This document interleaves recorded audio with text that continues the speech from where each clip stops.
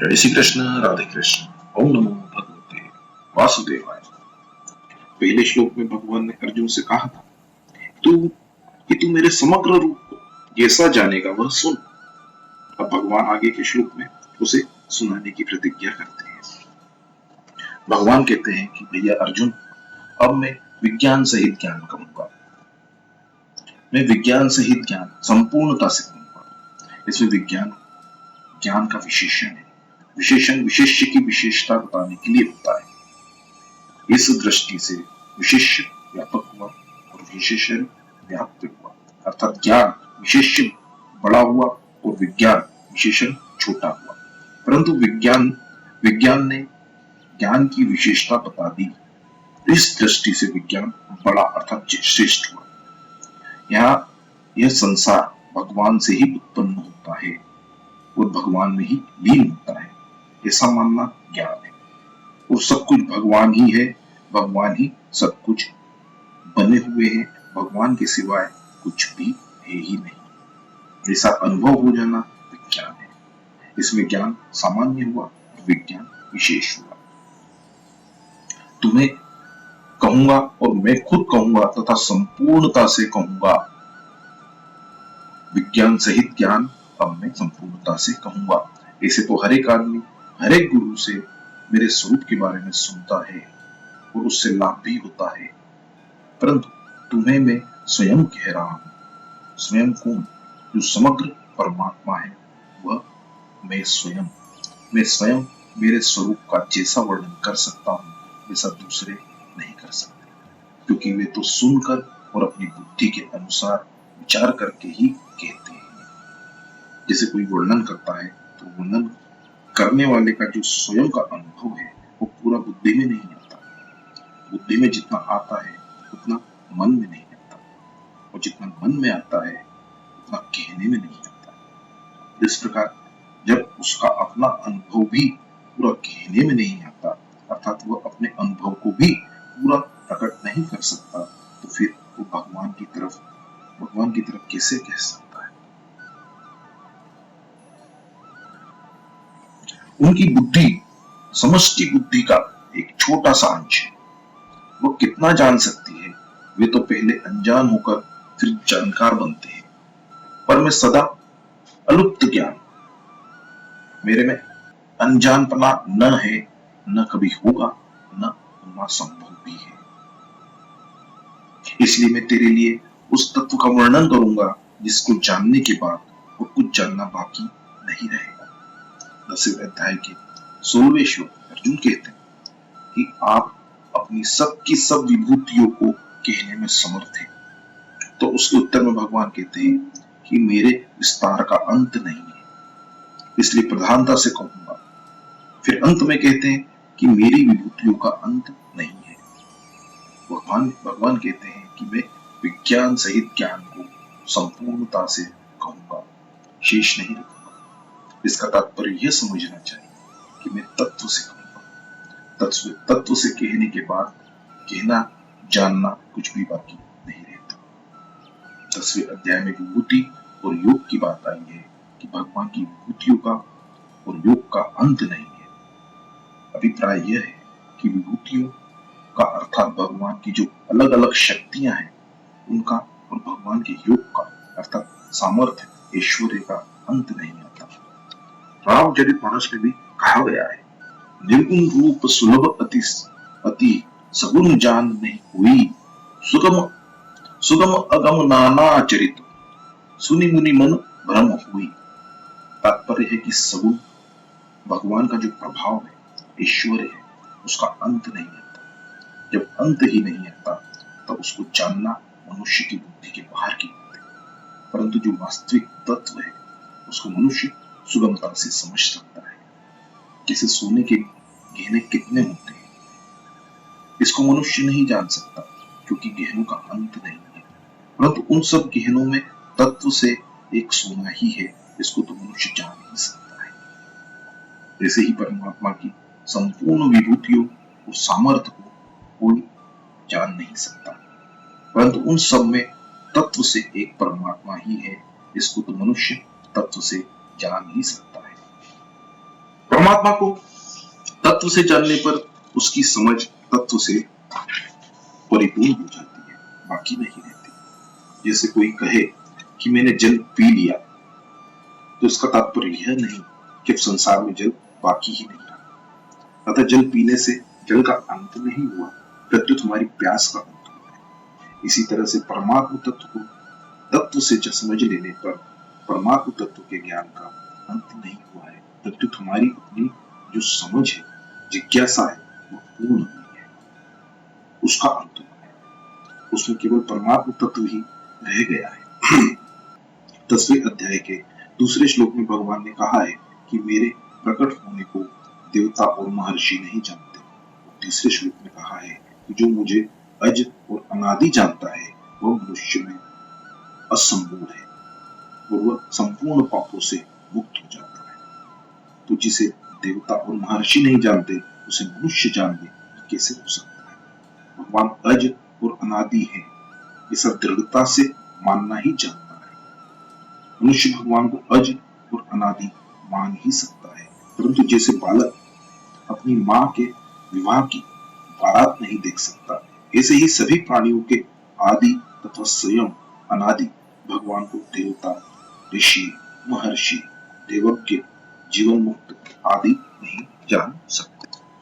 इसी प्रकार भगवान के अवतार लेने को, लीला को, ऐश्वर्य को कोई नहीं जान सकता, क्योंकि वे अपार है, अगाध है, अनंत है, परंतु उनको तत्व से तो जान सकते हैं। परमात्म तत्व को जानने के लिए ज्ञान योग में जानकारी जानने की प्रधानता रहती है और भक्ति योग में मान्यता मानने की प्रधानता रहती है। जो वास्तविक मान्यता होती है वो बड़ी दृढ़ होती है,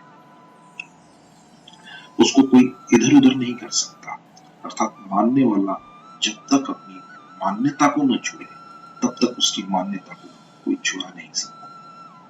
जैसे मनुष्य ने संसार और संसार के पदार्थों को अपने लिए उपयोगी मान रखा है, तो इस मान्यता को स्वयं छोड़े बिना दूसरा कोई छुड़ा नहीं सकता।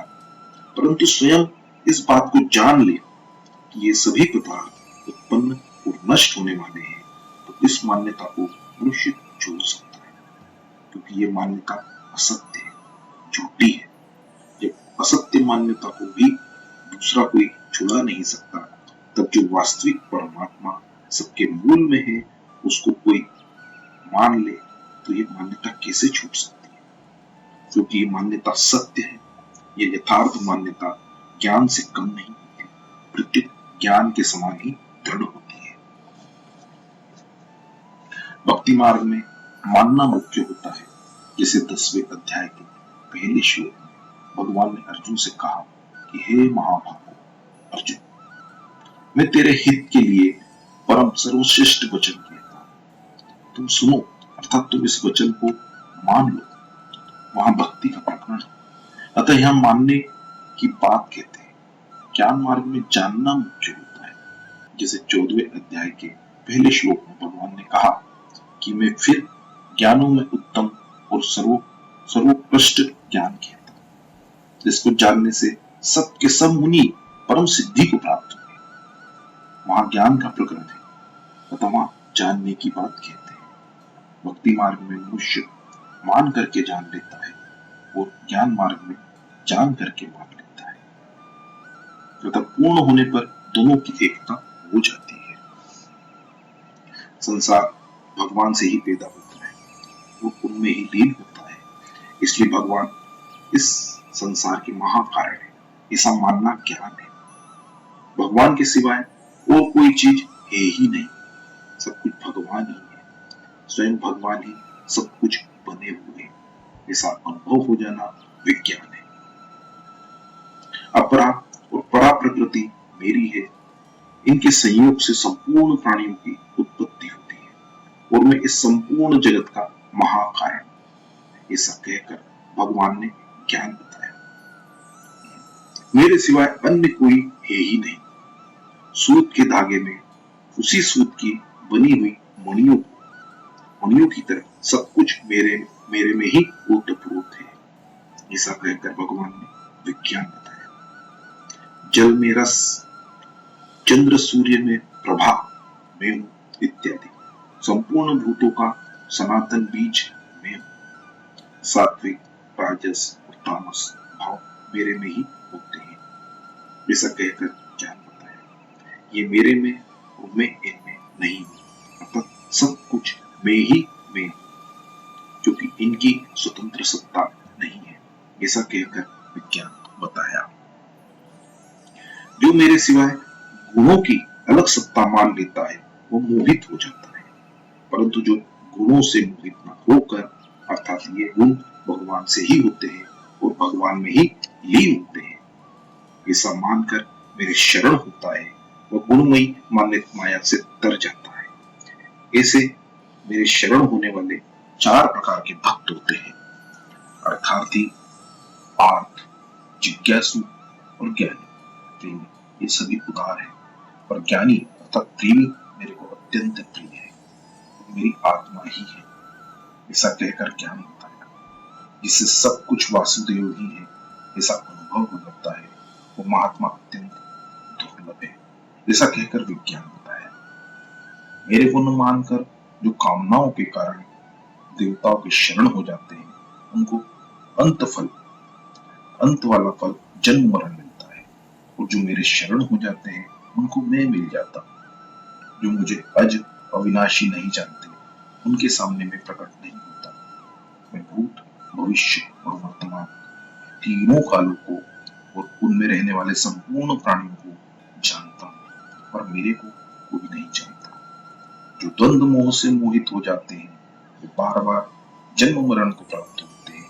जो एक निश्चय करके मेरे वचन में लग जाते हैं, उनके पाप नष्ट हो जाते हैं तथा वे निर्द्वंद हो जाते हैं, ऐसा कहकर ज्ञान बताया। जो मेरा आश्रय लेते हैं वे ब्रह्मा, आध्यात्म, कर्म, अधिभूत, आदिदेव और आदि यज्ञ को जान लेते हैं, अर्थात चर अचर सब कुछ मैं ही हूँ, ऐसा उनको अनुभव हो जाता है, ऐसा कहकर विज्ञान बताया। विज्ञान सहित ज्ञान को जानने के बाद जानना बाकी नहीं रहता। तात्पर्य है कि मेरे सिवाय संसार का मूल दूसरा कोई नहीं है, केवल मैं ही हूँ, और तत्व से सब कुछ वासुदेव ही है। वासुदेव सर्वम, और कोई है ही नहीं, ऐसा जान लेगा तो जानना बाकी कैसे हो, क्योंकि इसके सिवाय दूसरा कुछ जानने योग्य है ही नहीं। यदि परमात्मा को न जानकर संसार की बहुत सी विद्याओं को जान भी लिया तो वास्तव में कुछ नहीं है, पूरा परिश्रम ही किया गया है। जानना कुछ बाकी नहीं रहता, इसका तात्पर्य है कि इंद्रियों से, मन से, बुद्धि से जो परमात्मा को जानता है वो वास्तव में पूर्ण जानता नहीं है, कारण कि ये इंद्रियां, मन और बुद्धि प्राकृत है, इसलिए प्रकृति से अतीत तत्व को नहीं जान सकते। स्वयं जब परमात्मा के शरण हो जाता है तब स्वयं ही परमात्मा को जानता है, इसलिए परमात्मा को स्वयं से ही जाना जा सकता है, मन बुद्धि आदि से नहीं। परिशिष्ट भाव यह है, परा तथा अपरा प्रकृति की स्वतंत्र सत्ता नहीं है, वो ज्ञान है, और परा अपरा सब कुछ भगवान ही है, ये विज्ञान है। अतः अहम सहित सब कुछ भगवान ही है, यह विज्ञान सहित ज्ञान है। ज्ञातव्यम, जिसको अवश्य जानना चाहिए और जो जाना जा सकता है उसको ज्ञातव्य कहते हैं।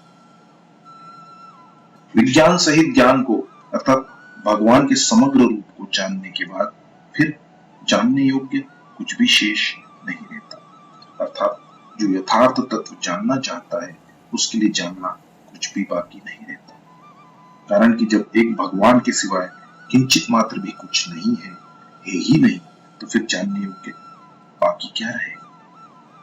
यहाँ कोई कह सकता है कि विज्ञान सहित ज्ञान कहने से ज्ञान की मुख्यता और विज्ञान की गुणता हुई, परंतु वास्तव में ऐसी बात नहीं है। केवल ज्ञान से मुक्ति तो हो जाती है, पर प्रेम का अनंत आनंद तभी मिलता है जब उसके साथ विज्ञान भी हो। ज्ञान धन की तरह है और विज्ञान आकर्षण है। जैसे धन के आकर्षण में जो सुख है वो धन में नहीं है, ऐसे ही विज्ञान भक्ति में जो आनंद है वो ज्ञान में नहीं है। ज्ञान में तो अखंड रस है, पर विज्ञान में प्रतिक्षण वर्तमान रस है। इसलिए विज्ञान सहित ज्ञान कहने में भगवान का लक्ष्य मुख्य रूप से विज्ञान की तरफ ही है, और उसी को भगवान श्रेष्ठ बताना चाहते हैं, क्योंकि विज्ञान समग्रता का वाचक है। जय श्री कृष्ण, राधे कृष्ण। ओम नमो भगवते वासुदेव।